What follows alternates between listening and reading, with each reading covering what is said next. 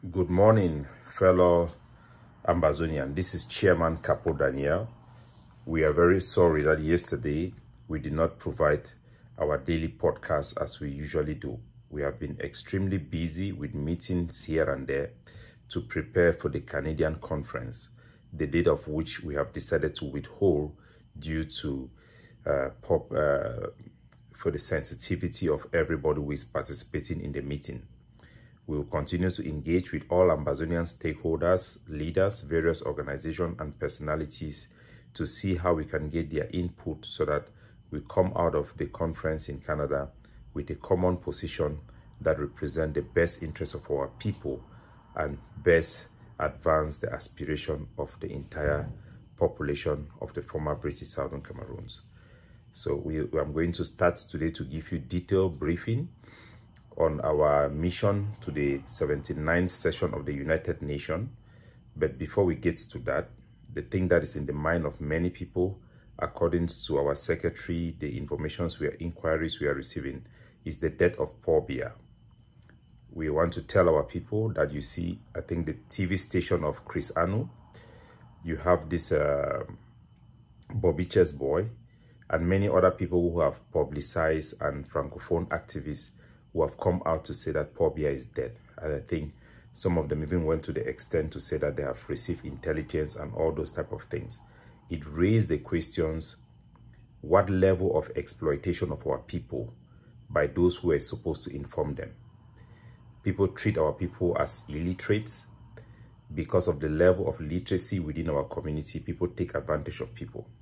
You cannot go out there to tell people that Paul Biya is dead when you don't have the capacity to verify the information. Paul Biya have moved from the hospital and is now in his hotel based on our information from the people that we monitor within the government, which are very credible. Anybody who have been telling you that Paul Biya is dead, it is time for you to realize those people are not competent, they are not honest, and everything they say, you have to put it in question, because it's a serious matter. For a common man, because of the hurt that we have gone through, the injustices we have suffered, Paul Biya stealing the victory of Frundi, which carried the hopes of many Cameroonians, we are all angry. Our instinct is that if Paul Biya die, everybody should celebrate, and it's a good thing. But we must look at the reality. With the power that Paul Biya have accumulated to himself, and being treated as a god in that country by the administration, Paul Biya stands at the best position to solve this problem that he has been part of the creation. If Paul Biya was to die today, and Frank Biya or even the daughter who is smoking strong cigarette, Brenda Biya, was to be made the next president of Cameroon, nobody will be able to stop her, because Cameroonians have been transformed into the sardina, les moutons. Why? Because of the losses of the UPC. When you lose war, they condemn your entire population, destroy their ideology, and they will not be able to rise up in the future. Cameroon have missed many opportunities. After the election of John Frundi, where the whole world recognized that he won the presidential election in Cameroon, he was invited for the inauguration of Bill Clinton, not Paul Biya. He went to that trip. If John Frundi was wise at that time and went into a power-sharing arrangement with Cameroon, France could have supported it. We could have a strong prime minister in Cameroon that will work within the system to improve on government institutes and safeguards that will be able to guarantee Cameroonians a higher degree of freedom and political participation for the destiny of their children and their children's children. And we will be in a more better position today, and Paul Biya wouldn't have been able to stay in power for this long. The failure to recognize, to be flexible by John Frundi have led to us be in a worse situation today than before. The failure of being flexible by Ernest Mwani, who decided that he's going to fight for a total independence for Cameroon, will die. He ended up dying, and it was a big loss. Had it been after the launch of the attack in Douala by the UPC, when they burned Douala and the French government came to make negotiation and give them some concession that they should accept to be part of the government, Cameroon could have been a different place today. So we cannot miss opportunity to miss opportunity. As I always say, now we are in the crossroad where we have an opportunity. For 1 year, 9 months, me and my team of PRAP, we have been fighting hard to secure direct negotiation to end this war and bring a just peace back to our people, where we will guarantee a greater autonomy, self-governance in the constitutional devolution of Cameroon. And we have successfully secured a process now. Our people should not miss this opportunity. You have seen young men like Mark Barata, Sikot Johnson, J. Carl, which we have engaged, Professor Kazna Nyangwe. Majority of them have come in and have somehow backslided because of reservations which are not very valid. We are seeing Chris Anu and the rest being very highly critical. We accept it, but we encourage everybody to come together. Let us not miss this opportunity, because if Paul Biya dies today, this window of opportunity will close. There are two possibilities. Paul Biya's death can result to Frank Biya, will result to Frank Biya taking over power, judging from what the French people are promoting across Africa, in Togo, in Gabon. It is all a family lineage that they use. So we expect that Frank Biya will be the next president. But it could be the worst case scenario where Ferdinand Gongo, that Paul Biya have trusted so much with a lot of power, can take advantage of the generosity of Paul Biya and seize power in that country. Then we are going to have a situation where we have a worse dictator in Cameroon that has never been seen in Africa. Ferdinand Gongo, look at how he has been doing. He uses the bee to protect Brassaris. He is a staunch supporter of everything Franc-Afrique. How can the bee replace common security guards that protects Brassaris? Because of that reason, we have banned Brassaris in Ambazonia. That a ban that have been uplifted because they bought Guinness. Look at how he is managing the government. Every opposition leader, any voice of opposition, he, Atang and Jipo, they are just crushing down everybody. The state of democracy and human rights in Cameroon under Ferdinand Gongo will be a nightmare. The migration out of Cameroon will continue to increase. So there is a possibility that Ferdinand Gongo will take advantage of the power he has now gained, given by Paul Biya, to displace Frank Biya.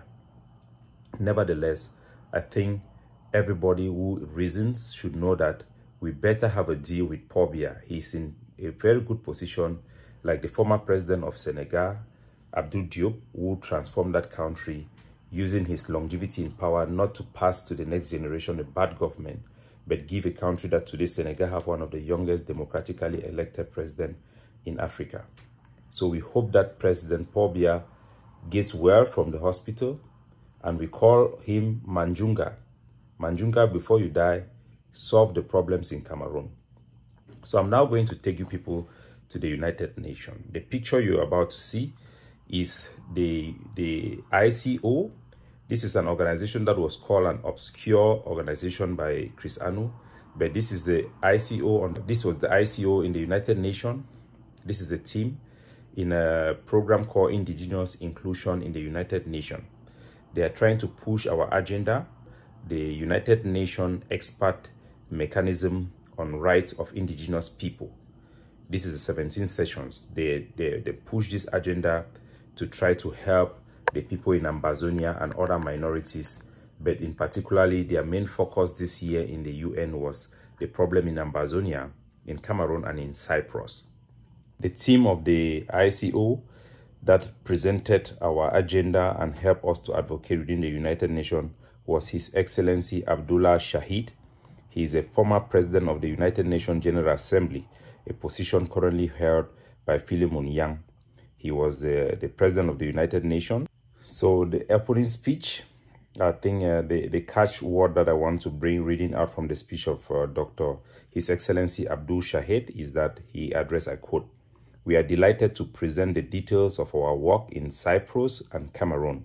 to receive so much encouragement and to begin a process of ongoing dialogue and exchanges of information in the weeks and months ahead.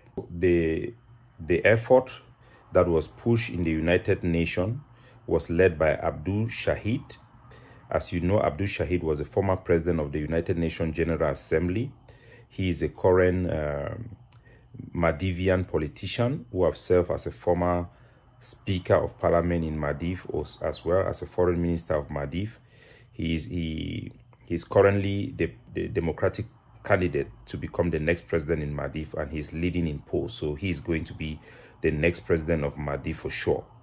So in the United Nations, the Pact for the Future was signed, a proposition for devolution of Cameroon as an alternative path for self-determination for the Ambazonian people was advanced and have huge support. These are all the various state parties that we met, high-level delegation. These are the equivalent of the Mbela of the all various countries that we met in the UN that have received support. We have received support, direct endorsement, and you all, I think we have put all this information in our podcast so that you people should know how far we have pushed the devolution program within the United Nations and the support we are receiving. A lot of invitation, a lot of interest, a lot of follow-up. And I want to assure the Ambazonian people that we are on the right path. We will secure international support and endorsement for the devolution of Cameroon. Learning from the past processes, we must ensure that we have international support for a specific plan. That is why we have developed the peace plan paper, and we hope to partner with other Ambazonian groups so that before we submit this proposal and offer to the state of Cameroon, we have international support and a tangible path forward before that offer is made. These are the hard work we have done to secure. These are the access we have done to secure. We have worked hard to secure for our people, to make sure that their voice for the first time is being heard in the corridors of diplomacy, right on the floor of the United Nations. They have heard our proposition, they have heard your cries, and hope is alive. Ambazonia shall be free, step by step. We have received tremendous support from nation states for the first time in our struggle. We have had nation states that directly endorses a plan that calls for justice for Ambazonia and that preserve our right for self-determination to be exercised. In the peace plan, we envisage a referendum after a couple of years. Currently, we are negotiating for 6 years.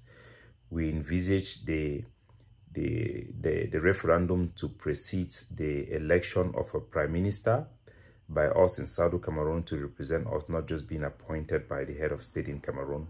We envisage a scenario where we can vote for our governors. We envisage our territory having a trade status where we can do business with foreign entities legally with our own code, both for telephone and both for postal code.